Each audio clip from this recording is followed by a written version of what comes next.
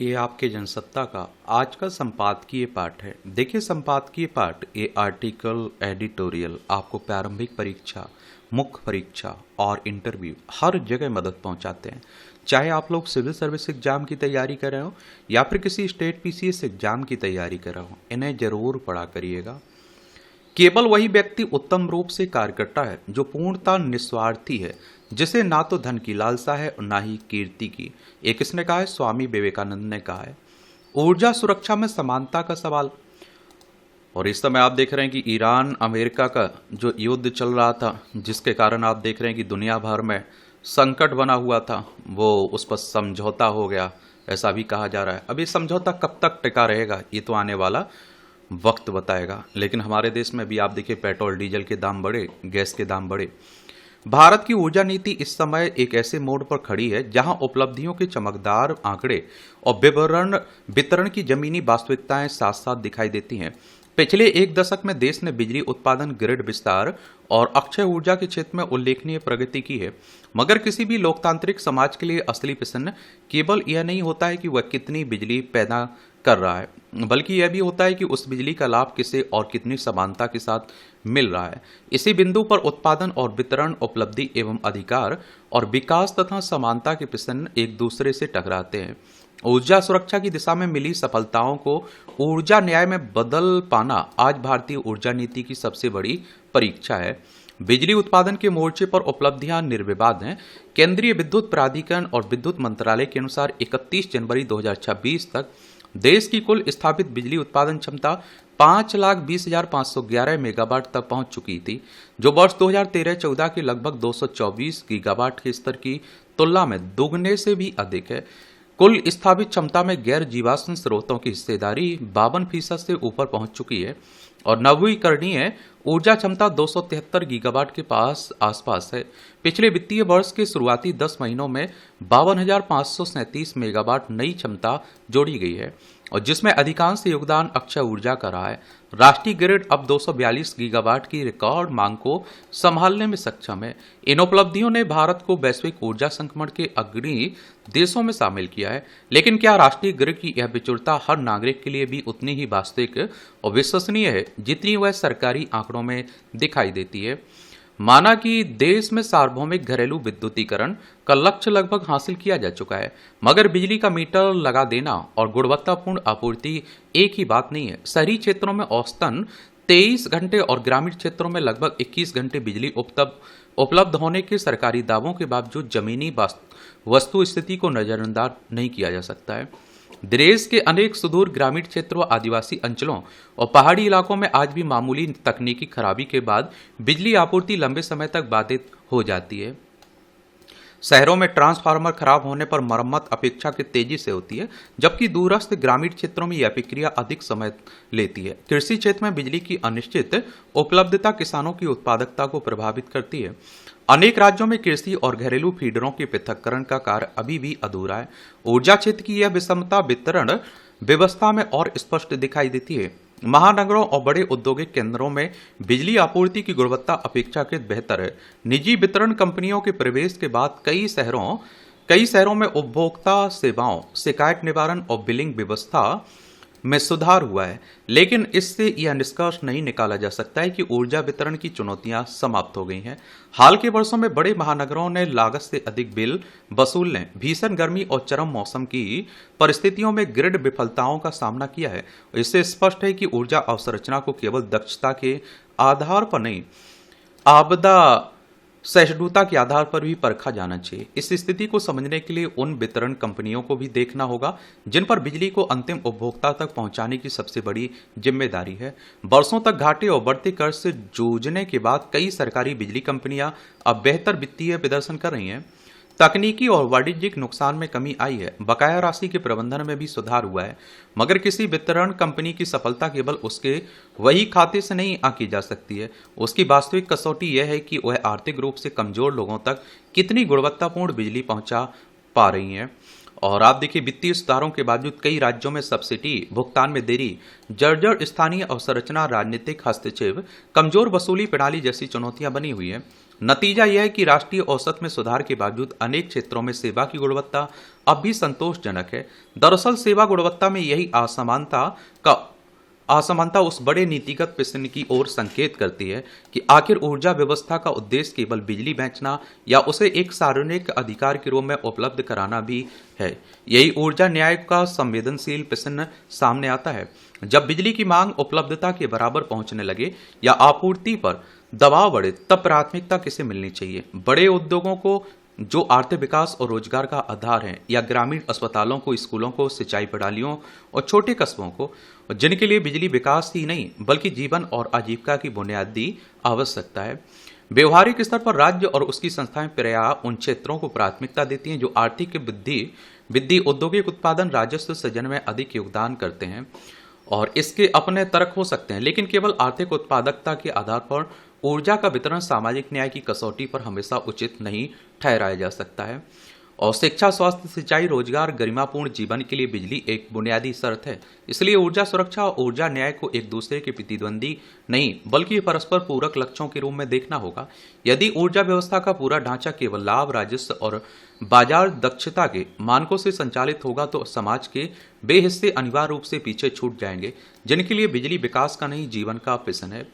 भारत की सौर ऊर्जा क्षमता दुनिया के सबसे बड़े अक्षय ऊर्जा कार्यक्रमों में शामिल है, लेकिन यह सुनिश्चित करना आवश्यक है कि हरित ऊर्जा का लाभ केवल बड़े निवेशकों और चुनिंदा क्षेत्रों तक सीमित न रह जाए। यदि इस ऊर्जा का लाभ दूरस्थ क्षेत्रों तक नहीं पहुंचा तो नई ऊर्जा व्यवस्था भी पुरानी असमानताओं को दोहरा सकती है। यह आशंका भी बनी रहेगी कि जीवाश्म ईंधन आधारित व्यवस्था की खामियों का स्थान हरित ऊर्जा की नई कमियों से ना भर दिया जाए। भारत की ऊर्जा यात्रा सुरक्षा से शुरू हुई थी, अब उसकी अगली मंजिल ऊर्जा न्याय होनी चाहिए। ऊर्जा केवल अर्थव्यवस्था का ईंधन नहीं बल्कि समान अवसर, सामाजिक गरिमा और विकास की आधारशिला भी है। बाकी आप लोग क्या सोचते हैं, अपनी राय जरूर बताया करिएगा। रिश्तों की डोर। मनुष्य एक सामाजिक प्राणी है। समाज में वह बहुत सारे रिश्तों के साथ रहता है। हर व्यक्ति का रिश्ता किसी दूसरे के साथ अलग तरह का होता है। समाज में बहुत से रिश्ते हमें विरासत में मिलते हैं, जिन्हें हम कई बार पारिवारिक तो कभी सामाजिक दबाव की वजह से निभाते हैं। ऐसे रिश्ते धीरे धीरे मरते जाते हैं और फिर एक समय आता है कि जब वे टूट जाते हैं। पहले रिश्ते झगड़ों के बाद भी बने रहते थे और जिसके अनेक कारण थे, मगर अब भौतिक साधनों के चलते परस्पर निर्भरता कम हुई है। कभी कभी कुछ समय चलने के बाद रिश्तों में एक दूसरे से कुछ नहीं कह पाने की ऊहापोह अबोलेपन में बदल जाती है। फिर दूरियां बढ़ते बढ़ते रिश्तों की डोर कब टूट जाती है पता ही नहीं चलता है। किसी भी रिश्ते को खींच कर लंबे समय तक निभाया नहीं जा सकता है। सामाजिक रिश्तों में दोस्ती का रिश्ता हम खुद चुनते हैं। एक जैसे आचार विचार, पसंद नापसंद और सम्मानजनक व्यवहार करने वाले दो व्यक्ति परिचय से आगे बढ़कर कब हाथ बढ़ाकर दोस्त बन जाते हैं हमें पता ही नहीं चलता है। यह दोस्ती एक दूसरे के लगातार संपर्क से शुरू की सुकून की तरह जाने लगती है। दोस्ती का रिश्ता हमें खास महसूस करवाता है, जिसे हमने चुना होता है और जिसमें कोई बाध्यता नहीं, निभाने का कोई दबाव नहीं। दोस्ती एक छोटा सा शब्द है, लेकिन इसमें पूरी दुनिया समाई होती है। बिना दोस्ती के हमारा जीवन अधूरा सा महसूस होता है। जहां हम दिल खोलकर बातें करते हैं और जहां मुश्किल समय में हम दोस्त के लिए खड़े रहते हैं। दोस्ती का रिश्ता अमीरी, गरीबी, अच्छे बुरे या किसी भी भेदभाव को नहीं देखता है। यह सच्चाई और समर्पण पर आधारित होता है। मनोवैज्ञानिकों का कहना है कि मजबूत रिश्ते तनाव को कम करते हैं और मानसिक स्वास्थ्य में सुधार करते हैं। हाल के अध्ययनों से यह स्पष्ट हुआ है कि जिन लोगों के पास अच्छे रिश्ते होते हैं वे अधिक खुश और स्वस्थ रहते हैं। उदाहरण के लिए एक व्यक्ति जो अपने मित्रों के साथ नियमित रूप से समय बिताता है वह अधिक संतुष्ट और खुश रहता है। मैंने कई बार कहता हूँ कि अगर आपके पास कोई ऐसा है जो आपको समझ रहा है, आप जिससे अपने मन की बात कह सकते हैं, आपको एंजाइटी, अवसाद, डिप्रेशन कभी नहीं हो सकता है। आप तनाव में कभी नहीं रह सकते हैं। आजकल क्या है कि मन में ही रखे रहते हैं, बहुत सारी बातें बोलते ही नहीं है, कोई आपको समझने वाला नहीं रहता है। तो कोई खास व्यक्ति जरूर रखिएगा अपने पास ऐसा, और किसी के लिए खास बनिए भी।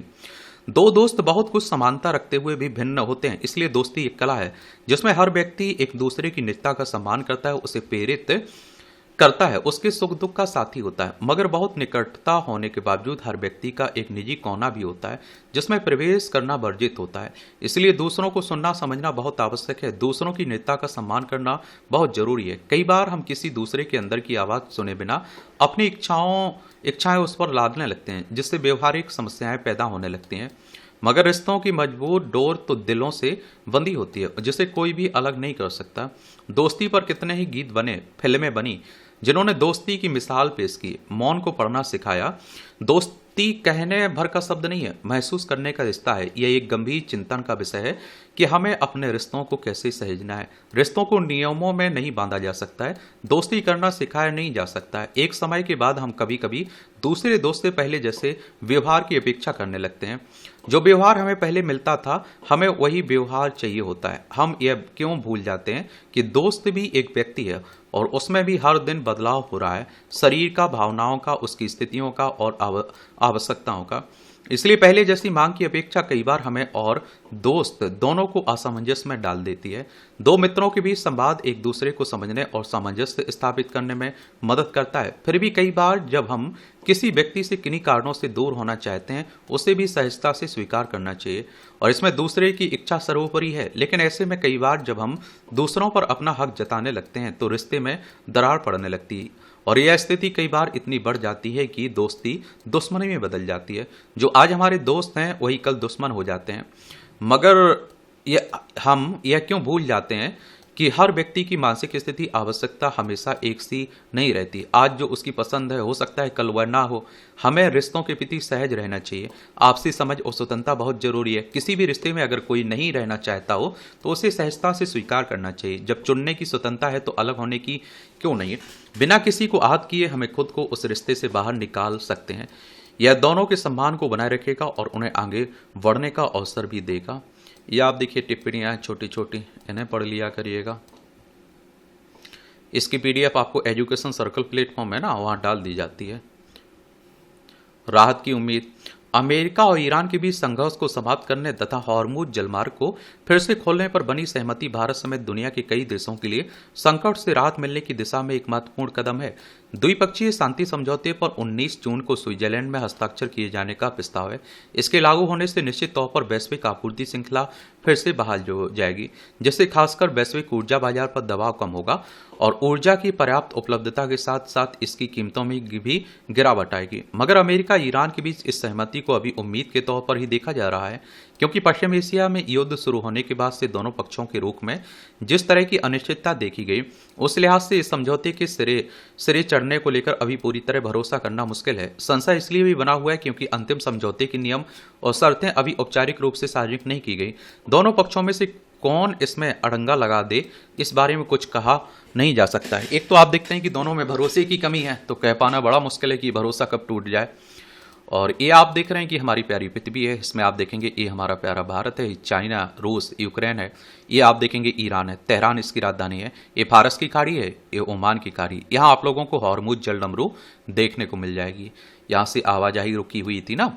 ये आप देखिए इजराइल है, ये भूमध्य सागर, ये लाल सागर है, ये लेबनान है। और इजराइल क्या करता है ये भी देखने वाला होगा। ये है यूएसए, संयुक्त राज्य अमेरिका, वॉशिंगटन डीसी इसकी राजधानी देखने को मिल जाएगी। गौरतलब है कि अमेरिका और इजराइल ने इस वर्ष 28 फरवरी को ईरान पर संयुक्त रूप से हमला किया था, जिसके बाद ईरान ने भी पलटवार शुरू कर दिया। अप्रैल में अमेरिका की ओर से 2 सप्ताह की युद्ध विराम की घोषणा की गई, जिसके बाद अनिश्चित काल के लिए बढ़ा दिया गया। हालांकि इस बीच दोनों ओर से छिटपुट हमले होते रहे, लेकिन सबसे ज्यादा नुकसान हॉर्मुज जलमार्ग को बाधित करने से हुआ और जिससे वैश्विक स्तर पर ऊर्जा का संकट खड़ा हो गया। हमारे देश में भी जो संकट देख रहे हैं, इसलिए हमारी सरकार इसके लिए किसे जिम्मेदार ठहरा रही, इसी युद्ध को। वैश्विक तेल आपूर्ति के लगभग 5वें हिस्से का परिवहन इसी मार्ग से होता है। सऊदी अरब, इराक, कुवैत, संयुक्त अरब अमीरात, कतर जैसे तेल उत्पादक खाड़ी देशों के लिए यही मुख्य निर्यात मार्ग है, जो भारत के प्रमुख ऊर्जा आपूर्ति करता भी है। मगर यह मार्ग फिर से बहाल हो जाता है तो भारत जैसे दुनिया के कच्चे तेल आयातक देशों को बड़ी राहत मिलेगी। इससे तेल आपूर्ति को लेकर चिंताएं कम होंगी, माल ढुलाई लागत घटेगी, महंगाई पर दबाव भी कम होगा। पश्चिम एशिया में संघर्ष खत्म करने पर बनी सहमति की खबरें आने के बाद से ही अंतर्राष्ट्रीय बाजार में तेल कीमतों में गिरावट का दौर शुरू हो गया है। भारत में इसका असर शेयर बाजार में उछाल, डॉलर के मुकाबले रुपए की मजबूती के रूप में सामने आए। आर्थिक विशेषज्ञों का मानना है कि अगर यह समझौता सफलतापूर्वक लागू होता है तो भारत की अर्थव्यवस्था को कई मोर्चों पर राहत मिलने की उम्मीद है। इससे पश्चिम एशिया को होने वाले भारत के निर्यात में तेजी आएगी, विनिर्माण गतिविधियों को गति मिलेगी और रुपए की स्थिरता को भी बल मिलेगा। ईरान की ओर से हॉर्मुज जलमार्ग को अवरुद्ध करने के बाद इसके आसपास अमेरिका की नाकेबंदी से स्थिति और जटिल हो गई है। मगर अमेरिका के राष्ट्रपति डोनाल्ड ट्रंप ने द्विपक्षीय सहमति के ऐलान के साथ यह स्पष्ट कर दिया कि इस जलमार्ग के फिर से खुलते ही नाकेबंदी को भी हटा लिया जाएगा। ऐसे में उम्मीद की जानी चाहिए कि अमेरिका और ईरान इस सहमति पर कायम रहेंगे और शांति समझौते को अंतिम मंजूरी देने की दिशा में सकारात्मक रूप से कदम आगे बढ़ाएंगे, ताकि पश्चिम एशिया में फिर से शांति, स्थिरता और साझा समृद्धि का रास्ता खुल सके। ये अफवाह किया। मध्य प्रदेश में मुरैना रेलवे स्टेशन के निकट हुए हादसे में 4 यात्रियों की मौत से रेलवे की सुरक्षा व्यवस्था पर फिर से गंभीर सवाल खड़े हो गए हैं। बार बार होने वाले इस तरह के हादसे रेलवे बोर्ड के उन दावों की सच्चाई को सामने लाते हैं जिनमें रेलगाड़ी के सफर को पूरी तरह सुरक्षित बनाए जाने की बात कही जाती है। सवाल है कि अगर चलती ट्रेन में किसी तरह की अफवाह से बचने के लिए सुरक्षात्मक उपायों पर ध्यान न दिया जाए तो इसके लिए कौन जिम्मेदार। गौरतलब है कि रविवार को खजुराहो उदयपुर इंटरसिटी एक्सप्रेस के इंजन के पास के एक डिब्बे में आग लगने की अफवाह के बाद कुछ यात्री ट्रेन से उतरकर बगल की पटरियों पर खड़े हो गए। इसी बीच दूसरी ओर से आ रही एक अन्य ट्रेन की चपेट में आने से 4 यात्रियों की मौत हो गई और इससे प्रतीत होता है कि पहले हुए इस तरह के हादसों से कोई सबक नहीं लिया गया। एक ट्रेन के यात्रियों का दूसरी ट्रेन की चपेट में आने की यह कोई पहली घटना नहीं है। इससे पहले भी देश भर में ऐसे कई हादसे हो चुके हैं। सवाल है कि इस तरह की अफवाह के दौरान स्थिति को कैसे संभालना है। क्या रेलवे कर्मियों को इसका प्रशिक्षण नहीं दिया जाता है? ट्रेन के चालक और अन्य कर्मियों को वहां से गुजरने वाली अन्य रेलगाड़ियों के समय की जानकारी होती है। इसके बावजूद दूसरी पटरी पर खड़े यात्रियों को समय रहते आगाह क्यों नहीं किया गया। उत्तर मध्य रेलवे की ओर से जारी बयान में कहा गया कि घटनास्थल पर तीखा मोड़ है, इसलिए पटरी पर खड़े यात्रियों दूसरी ओर से आ रही ट्रेन के चालक को एक दूसरे का पता नहीं चल सका। मगर सवाल है कि ऐसी स्थिति से निपटने के लिए रेलवे में बचाव का कोई पुख्ता तंत्र विकसित क्यों नहीं किया जाता। रेलवे बोर्ड को इस पर गंभीरता से विचार करना चाहिए। इस हादसे की गहराई से जांच कर दोषियों के खिलाफ सख्त कार्रवाई की जानी चाहिए ताकि इस तरह के हादसे की पुनरावृत्ति न हो।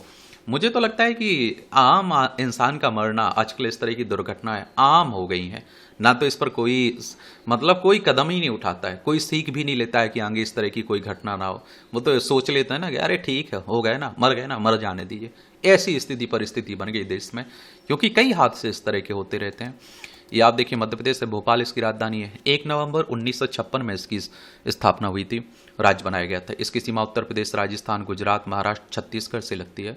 विधानसभा में 230 सीटें, राज्यसभा में 11 सीटें, लोकसभा में 29 सीटें। मोहन यादव यहाँ के मुख्यमंत्री आपको देखने को मिल जाएंगे। और इस तरह से आप देखेंगे कि आज के संपादकीय पाठ की कहानी कवर होती है। आप लोग पढ़ते रहिए, एंजॉय करते रहिए। आपका कोई सवाल हो, सुझाव हो तो जरूर बता सकते हैं। धन्यवाद।